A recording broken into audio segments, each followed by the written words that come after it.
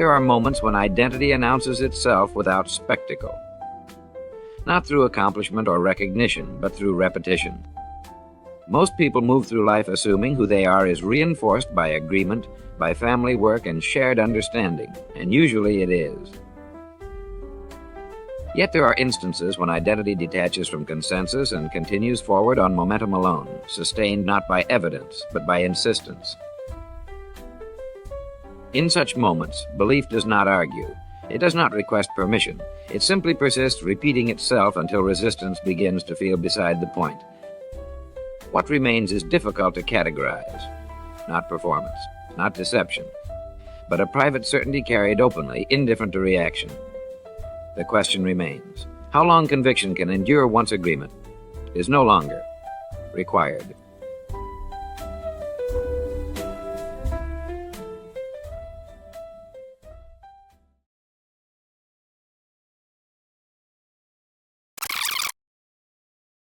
It began with a name change. On the morning of June 17th, following a period of what his family would later describe as a concerning increase in confidence, Jeremy Langford entered the Office of Identity Services and submitted a formal request to legally change his name to Kanye West. Despite being a 38-year-old Caucasian man from Tulsa, Oklahoma, with no discernible musical talent and a history in HVAC installation, he filled out the paperwork with an air of complete certainty. The clerk, accustomed to processing far more common changes like maiden names, spelling corrections, and gender marker updates, blinked several times before asking, "Are you sure?" Jeremy, now Kanye, nodded solemnly. "Yeah, it's who I am." When the paperwork was approved weeks later, his transformation was in his mind, complete. His driver's license, bank statements, and work ID now bore the name Kanye West. His co-workers at Parker Air and Heating, previously accustomed to his odd rants about self-actualization and destiny, had no choice but to acknowledge him as such.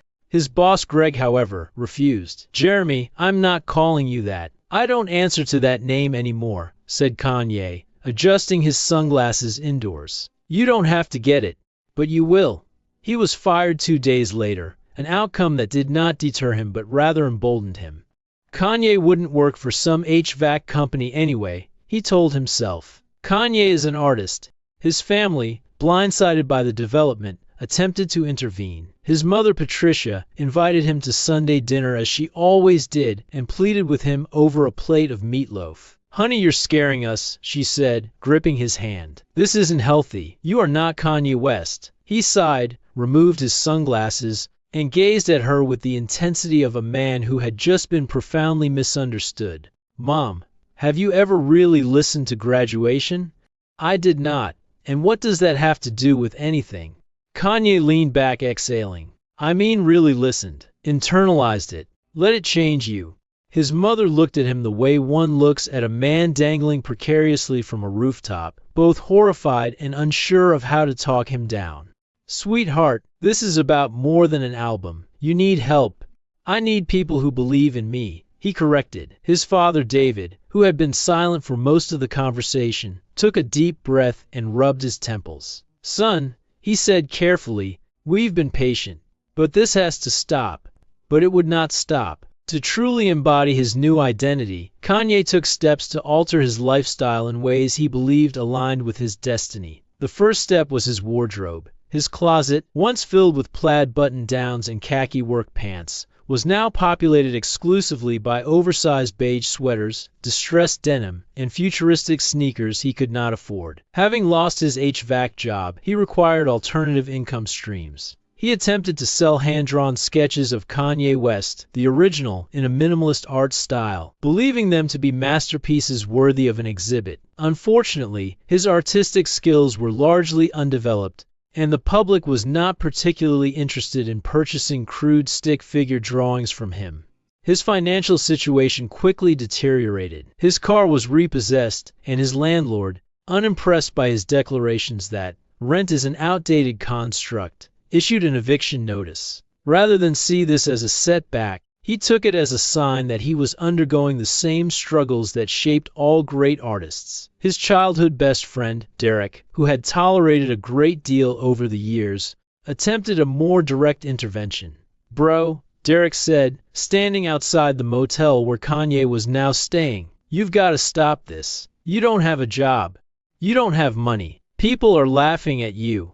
"I'm being tested," Kanye corrected. "Every genius is." "No," Derek said, exasperated. "No, man, you're not being tested. You're being delusional." Kanye gave a knowing smile. "That's exactly what they told Steve Jobs. You install air conditioners." "I did, but I'm past that now." Derek, feeling the last thread of patience unraveling inside him, let out a deep sigh. "Dude, you are not Ye." Kanye looked him dead in the eyes. "Then why does my soul tell me otherwise?"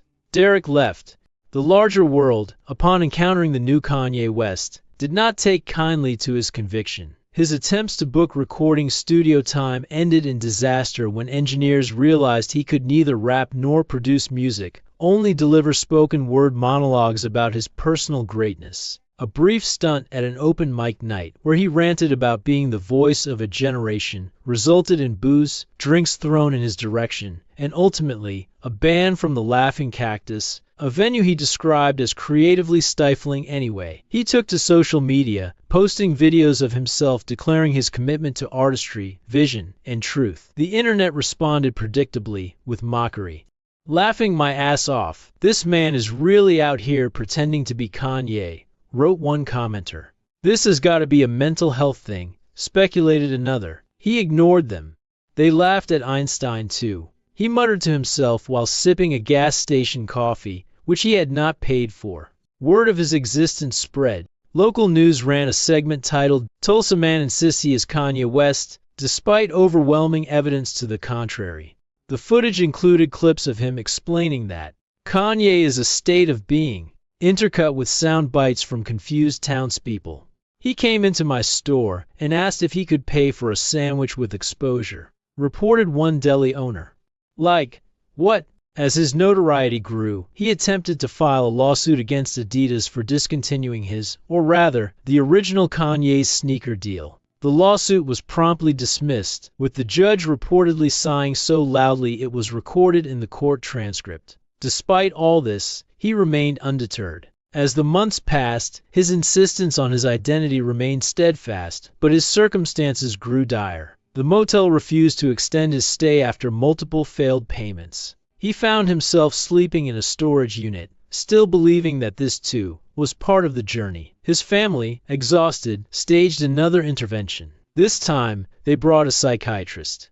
"Kanye," the doctor said, sitting across from him in a diner booth, "I'd like to talk about your perception of reality." "No, how about you talk about your perception of my reality," Kanye countered, stirring his black coffee. "Because I think you're seeing it wrong." The psychiatrist attempted to reason with him, explaining concepts like delusional disorder, identity fixation, and detachment from reality. But Kanye met every argument with a calm certainty. "If you keep telling a caterpillar it's a caterpillar, it doesn't mean it's not going to become a butterfly." The psychiatrist sighed. "We just want our son back," his mother said through tears. Kanye put a hand over hers. "Mom, I've always been Kanye," she sobbed. His father stared at the table. The psychiatrist made several notes. The intervention failed. Kanye continued on his path, unwavering. Eventually, he disappeared from his family's life almost entirely. They stopped hearing from him. Rumors swirled. Some said he had moved to Los Angeles, believing himself destined to reclaim his rightful place. Others said he had taken to living among drifters, preaching his philosophy to anyone who would listen.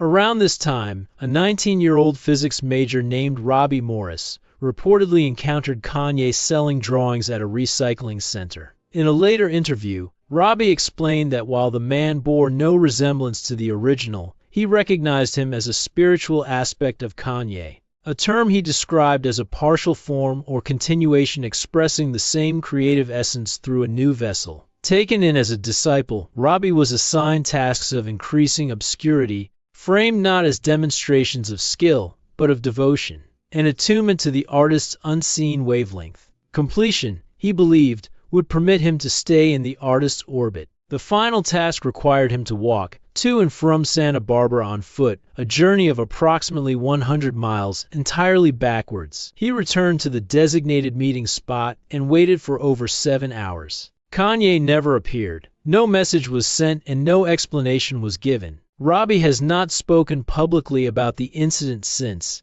and all traces of his involvement were quietly scrubbed from the internet the following week. The last verified sighting of Kanye occurred outside a gas station, where he was seen selling crude sketches of Kanye West once again. "He told me he was about to drop a new album," said the cashier who saw him. "But he was using an empty tomato can as his recording mic."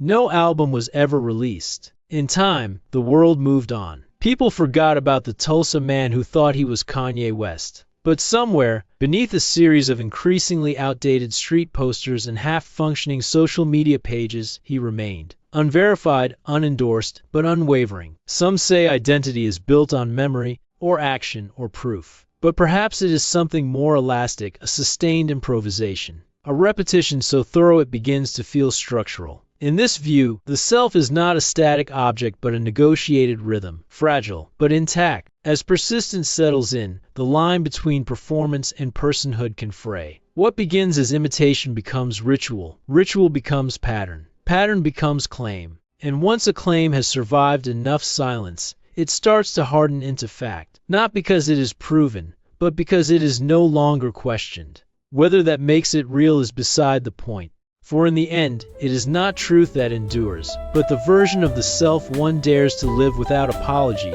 echoed long enough, believed hard enough, until even the quietest corners of the world begin to answer back.